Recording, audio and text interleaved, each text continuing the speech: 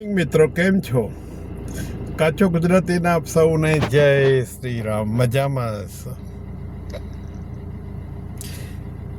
શું ચાલી રહ્યું છે વિશ્વમાં? સારું કંઈ સમજ પડે એવું નથી. એનું અમેરિકા અને ઇઝરાયલ ને ઈરાન બધા તૂટી પડ્યા છે એકબીજા પર. એનો શિકાર બન્યા છે યુએઈ, દુબઈ, શારજા ને કતાર ને બહેરીન ને સાઉદી ને બધા જ, ઈરાક, કુવૈત, વોટ નોટ. આખું વેસ્ટર્ન એશિયા માઇનસ ઈરાન, એ બધા ઈરાનનો શિકાર બન્યા છે. કેમ? કારણ કે એ લોકો, એ કન્ટ્રીએ બધાએ યુએસને સપોર્ટ કરેલો. કેમ કરેલો? તો કે ભાઈ એમની જ્યારે એમનું ઓઇલ મળ્યું એમને 1973માં, તો ઓઇલ ડ્રિલિંગની ટેકનોલોજી લીધી એમની પાસે અને એની સામે કરાર કર્યો કે અમેરિકાએ કહ્યું કે અમે તમને સિક્યુરિટી આપીશું, તમે જે કંઈ ઓઇલ વેચો તે ડોલરમાં વેચજો, એવું કમ્પલ્સન કર્યું.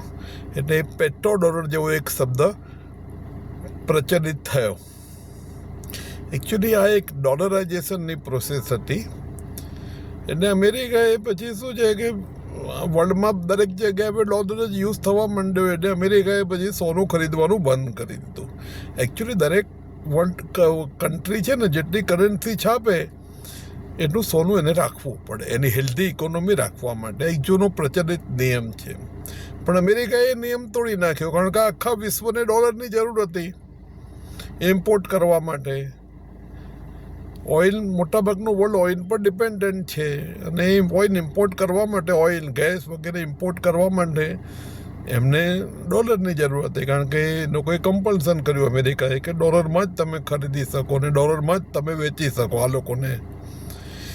એને કારણે ડોલરની ડિમાન્ડ એટલી વધી ગઈ કે સોનું ઇક્વિવેલન્ટ ના હોવા છતાં ડોલરનો ભાવ વધતો ગયો, પ્રિન્ટિંગ કરન્સી ધડાધડ હોવા છતાં. અમેરિકાએ ને મજા આવી ગઈ. મને મજા જ છે ને કે નોટો છાપ્યા કરો, પબ્લિકને બી મજા છે. પગાર બધા ઊંચા થતા ગયા એને કારણે, MBSને ને IT સેક્ટર્સને ને. એટલે ભારતીયોને બી મજા આવી ગઈ. ચલો અમેરિકા આ બધું મફતમાં મળે છે. પહેલાં $1 30 મળતા હતા, હવે 60 મળતા હતા, હવે 90 મળે છે. એમ કે જે ઇન્ડિયન, ચાઇનીઝ ને બધા લોકો, એમને મજા આવતી હતી. કારણ કે અહીંયા જેટલું કામ કરો એટલું રૂપિયો મળતો. ત્યાં 30 મળતા હતા, પછી 60 મળતા, 90. અને એ લોકોએ બહુ પૈસા બનાવ્યા. કારણ કે એ લોકોએ અમેરિકનની હવામાં એને ખર્ચ્યા નહીં. અમેરિકાવાળા તો શું છે કે 90 પ્રમાણે મળે તો 90 પ્રમાણે ખર્ચે. એટલે આપણી મેન્ટાલિટી એવી જ કે પેલો રૂપિયો કેટલો ખર્ચીએ, જેની ગણતરી મનમાં હોય છુપી. એમ કે એને કારણે સેવિંગ વધારે થયું. એટલે આપણા લોકો બધા ત્યાં સદ્ધર છે, પણ મૂળ અમેરિકન બધા અધર છે, બધા દેવાદાર છે. અત્યારે એવરેજ અમેરિકનને 10માંથી 8 અમેરિકનને એના ડિનર માટે ઉધાર પૈસા દેવા પડે છે, ક્રેડિટ કાર્ડ ખર્ચવું પડે, જેની પાસે પૈસા જ નથી. એને કારણે અમેરિકાની બેન્કો બી જોખમમાં આવી ગઈ છે. કારણ કે એટલા બધા ક્રેડિટ કાર્ડનો એટલો બધો ઉપયોગ થઈ રહ્યો છે કે હવે એ લોકો બેન્કોને પૈસા પાછી આપી શકશે કે નહીં ખબર નથી એનું. એટલે અમેરિકાની બેન્કો ઉપર રિસ્ક છે. બેન્કો પર રિસ્ક છે એટલે જે લોકોએ બેંકમાં પૈસા ડિપોઝિટ કર્યા છે, જેમના લોકર્સ છે, જેમનું સોનું છે, જેમનું ચાંદી છે, જેમની પ્રોપર્ટીના બધા પેપર્સ છે, એ બધા જોખમમાં આવી ગયા. બેંક બેંકરપ્ટ થાય એટલે બધું જ આખું કન્ટ્રી જ દેવાદાર થઈ જાય. એટલે એક બાજુ બેંકનો ડૂમો છે, બીજી બાજુ આ બધું નોટો છાપીને અમેરિકાએ $39 ટ્રિલિયન દેવું કરી દીધું. દેવું ચૂકવવાના પૈસા નથી. એટલે હવે શું છે કે જે મફતમાં કન્ટ્રી મળે લેવા માંડે છે. વેનેઝુએલા તો ઇઝીલી મળી ગયું, પ્રેસિડેન્ટને ઉઠાવી લીધા, એટલે વાત પૂરી થઈ ગઈ. પણ ઈરાન કેક વોક નથી.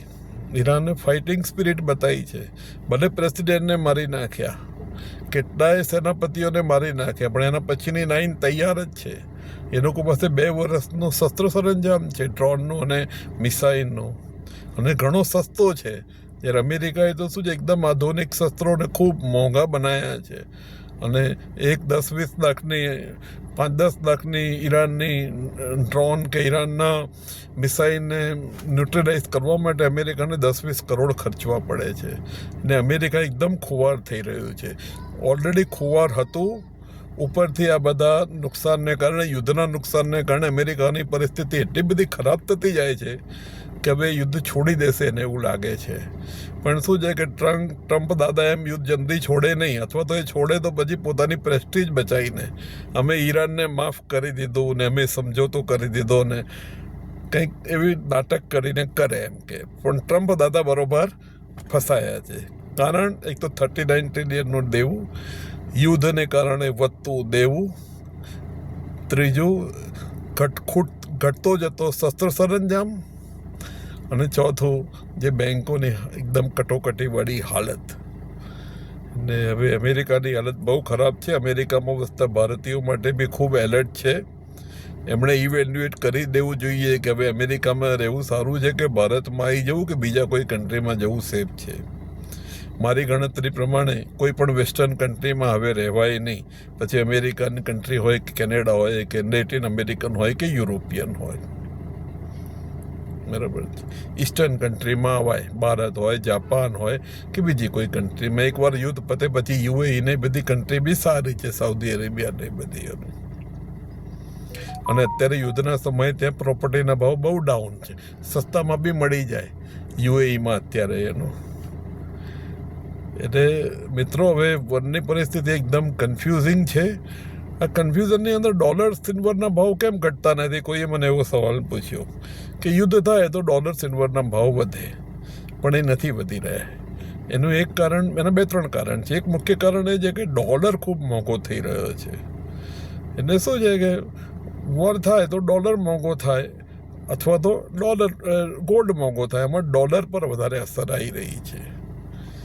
બીજું શું છે કે એટલા બધા પૈસાનો વ્યય થઈ રહ્યો છે લોકોનો, શેર બજાર ડાઉન થઈ રહ્યું છે, બધી જ બાજુ ડાઉન છે, બધું જ ડાઉન છે, ઇન્ફ્લેશન વધી રહ્યું છે.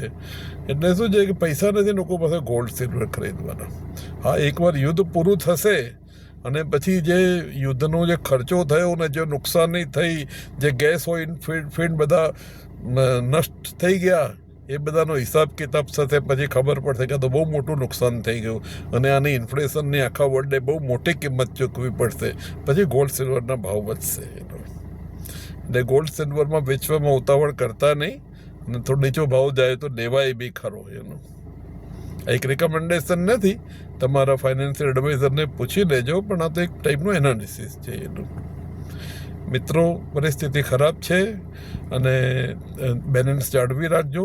કોઈ પણ નોકરીઓ અત્યારે છોડતા નહીં. નોકરી બદલવાનો આ ટાઈમ નથી, કારણ કે નોકરીઓ બી જઈ રહી છે. આ ઇકોનોમી અમેરિકાની ખરાબ થઈ છે, એની જે રિફલ ઇફેક્ટ આખા વર્લ્ડમાં થઈ રહી છે. એટલે જે નોકરી છે પકડીને રાખો, જે ધંધો છે પકડીને રાખો, અને આ યુદ્ધને પૂરું થવા દો, પછી કંઈક નવું કરી શકો. ઓકે, આભાર. Thank you so much. So nice of you.